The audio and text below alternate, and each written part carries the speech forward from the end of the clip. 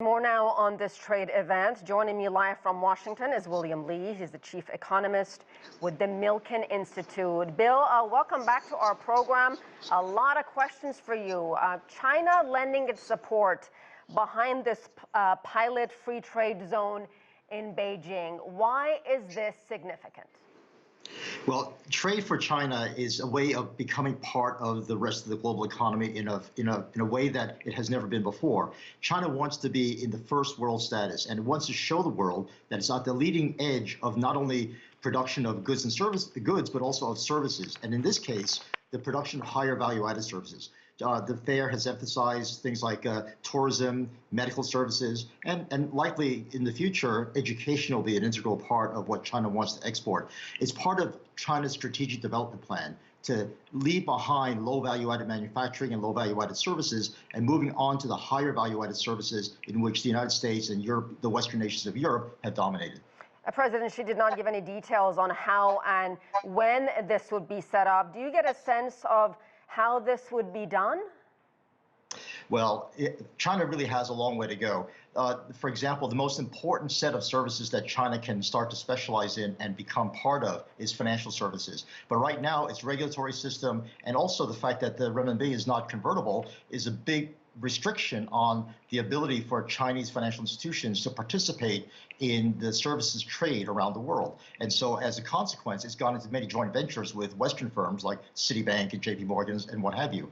But China wants to move forward by itself. And it's very clear from the emphasis on this trade fair and the fact that Xi Jinping has addressed it as a major event in China, it shows how important services trade will be for China going forward.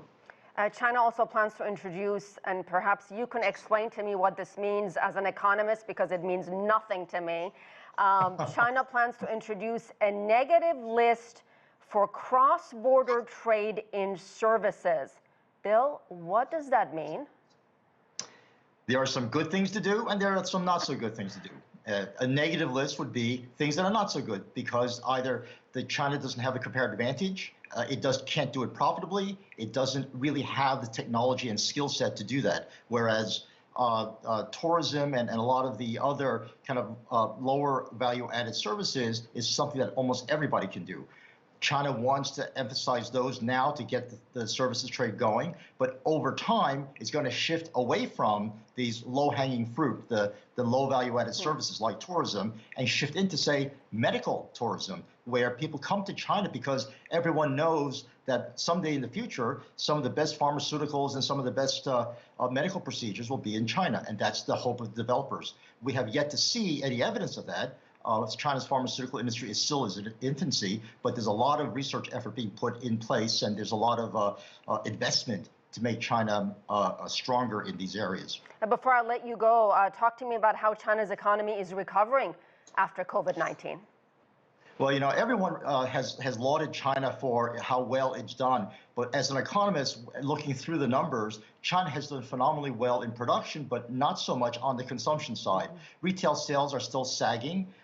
The prospects for employment, especially among new college graduates, is something that is still in question because the overall economy really hasn't kicked into high gear on all cylinders. Right now, it's easy to turn on factories. It's easy to get people to come back to factories and feel safe about it. But it's not so easy to get people to go out and spend money and participate on the leisure, hospitality, and retail sectors the way they did before. So China's recovery is unbalanced, but it's still going on quite nicely. All right. Thanks for breaking it down for us, William Lee.